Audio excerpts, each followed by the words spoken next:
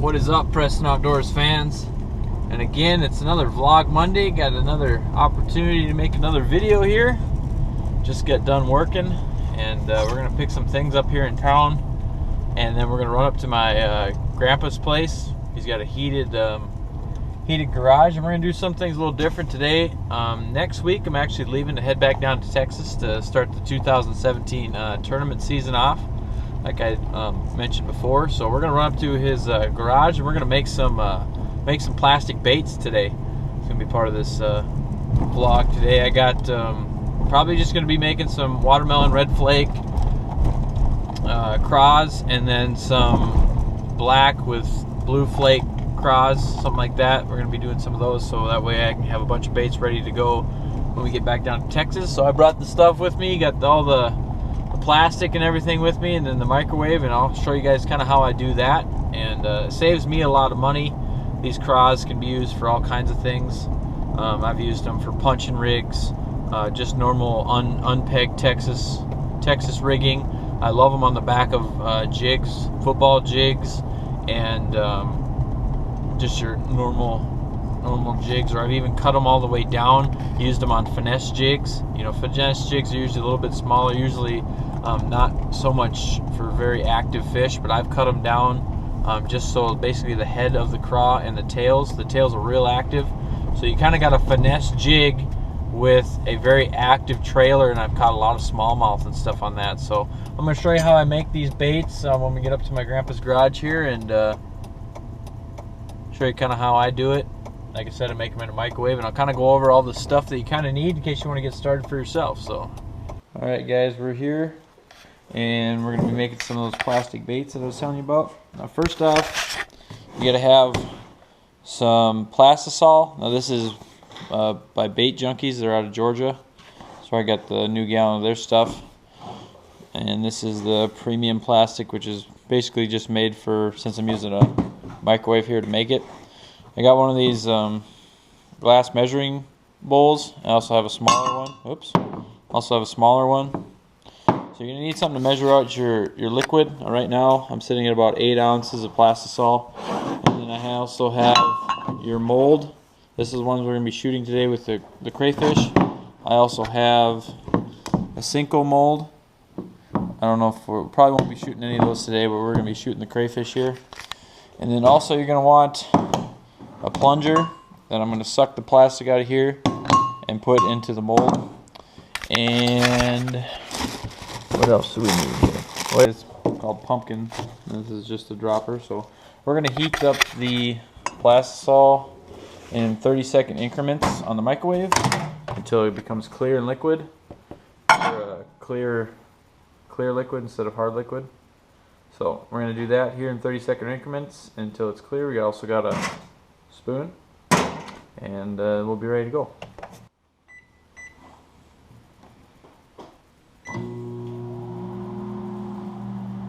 Alright, that's probably about 1 minute and 30 in the microwave, and make sure you have a safety glove too, because the pot gets hot. So I'm taking it out, and look how it's turned kind of clear, and now it's really, really thick.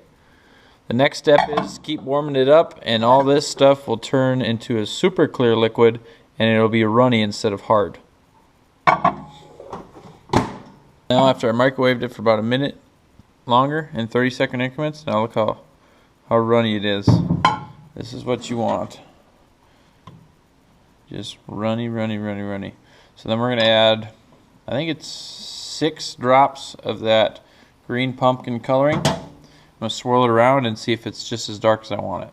So here's the dye. I'm going to add about 6 drops and see if that's just as dark as I want it. 1, 2, 3, 4, 5, 6. Grab our spoon.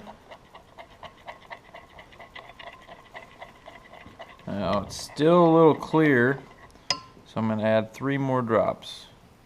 1, 2, 3. Mix that up. See, that's still a little clear, so probably have to go about 10 total. About 3 more here. Oop, kind of dripped in, that's right. And it all depends on how dark you want your baits. Some people like them more clear. I just like them a little bit darker. There we go. And then I'll shoot a batch here first and see if I want it any darker than that. Now I'm going to add the red glitter. And it looks like a lot, but once you mix it in with that 8 ounces, it doesn't really, there's some shows up, but add just a teeny bit more. There we go. Mix that in. Then we'll get ready to shoot it into the mold. So now I'm going to take my syringe here, put it into the plastic, and suck it up to the top. Let it drip off. I'm going to slide it over.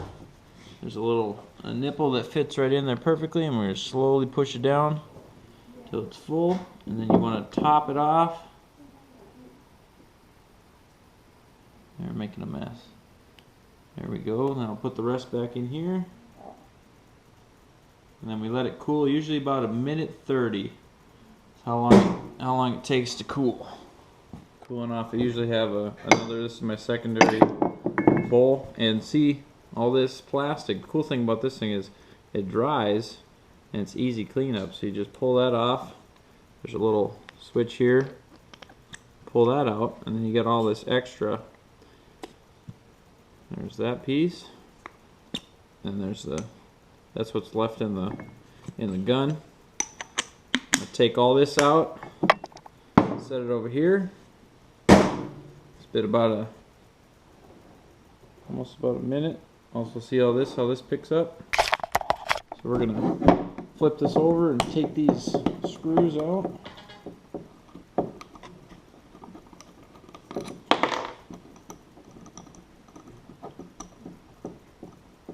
If I can get them out here.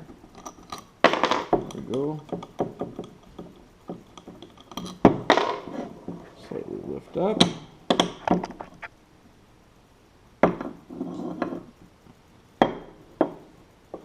And there you have it. Got your crawfish bait. I pinch them off at the top and then throw them in some water here, just so they cool off a little bit quicker.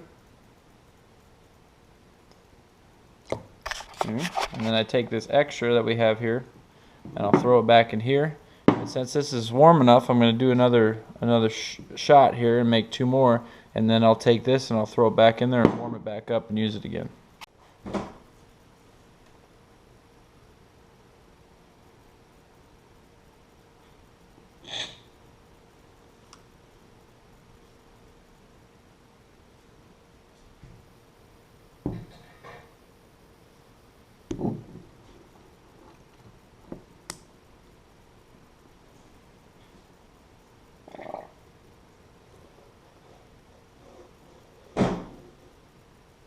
Again, we'll let that sit for another minute 30. And what I do after that, I'll take these baits that are still really soft, even though they sat in some water, put them on a paper towel, and just let them sit, usually for about 20 minutes to half an hour afterwards. Then all this plastic, it's really soft right now, it'll turn into a harder plastic. So then all the extra stuff that was in there, I'll put it back in here, and then you just put it in and microwave it again at 30-second intervals, and that'll all turn back into your liquid again, and then you're good to go to re-put them back in here and make another batch. Now the only problem I have is I have only one mold, so I can only do 2 baits at a time, so it takes a little bit longer compared to, you know, obviously the people that have more molds, they can do shoot baits quicker, but this is all I have right now. And these little plastic, you know, craws or whatever, I use them on, like I was telling you, that I've also used them on drop shot, all kinds of things, because if you look here, they're a little bit wider in the claw, so they give a really good kicking action.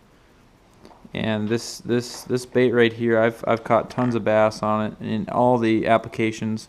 Drop shot, dragging in a clear water situation over rock piles and sand. football jigs. If you're really dragging football jigs fast, it'll get a good twittering action there. Like I said, punch baits, use it as a punching craw or even just a normal Texas rigged thing, and you can see all the colors. And you can even get a little darker. You can see this claw, kind of, you can see through it. You can even get a little darker, but I think that's looking pretty good. So I'm going to try and make, I also got me a tackle box. I'm going to fill this one just full with watermelon and green, or watermelon with red flake. I'm going to fill that completely full of bait so I can have them when I'm down in Texas. So we're going to make a bunch of them here and talk about them here in a little bit.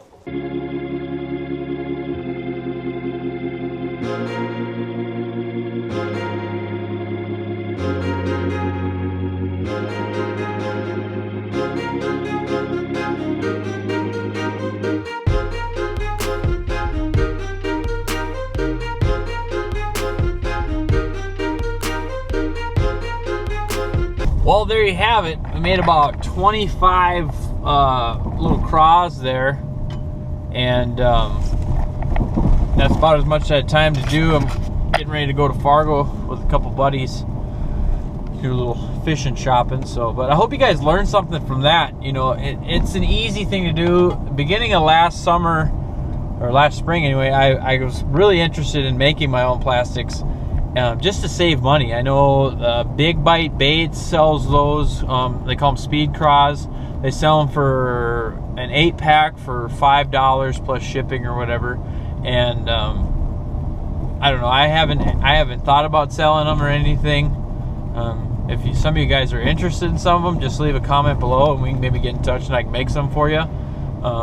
Especially up north here, to where we won't be using them mainly till about May, when the ice comes off. But I love those things. Like I said, on the back of a jig is really where they shine. And like I said before, I even nose hooked them and drop shot them for smallmouth and largemouth in some clear situations, and they work good. And I didn't throw out the drop shot and just shake it. I kind of threw out the drop shot and I had the hook about maybe an inch or two above the weight, and I just ended up dragging it back and forth, so that weight would drag in the sand and kick up dust like a crawfish is swimming, and it worked out good.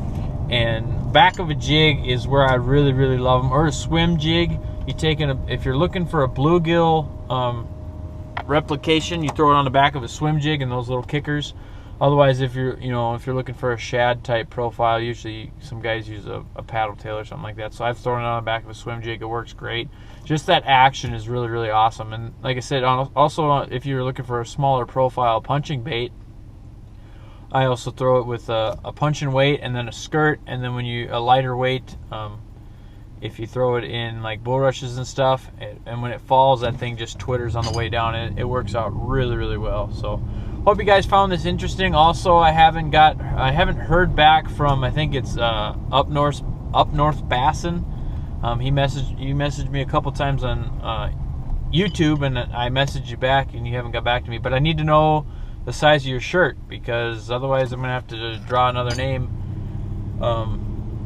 for the shirts, because I'm sending them out this week to the other two guys that won them. Get them out this week for sure.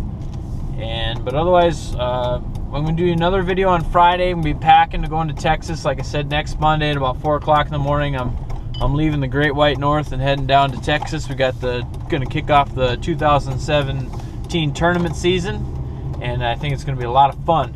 Hopefully, got some bigger tournaments in Texas. Some of the tournaments we entered might be 400 to 500 boats in the tournament, so it's going to be way bigger than anything I've ever done. So it'll be a lot of fun. But I want to thank you guys for watching this video.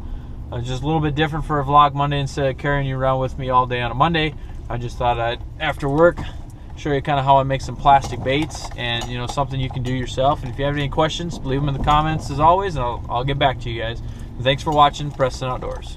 That was a fish.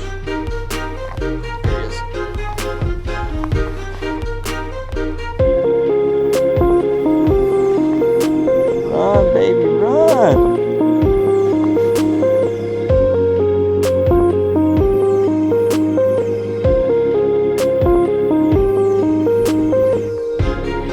That's not a bad one. Not a bad one.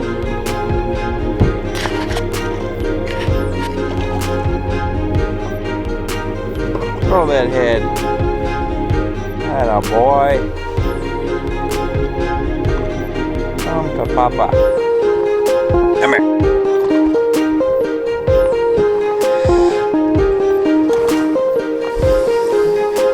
Ouch.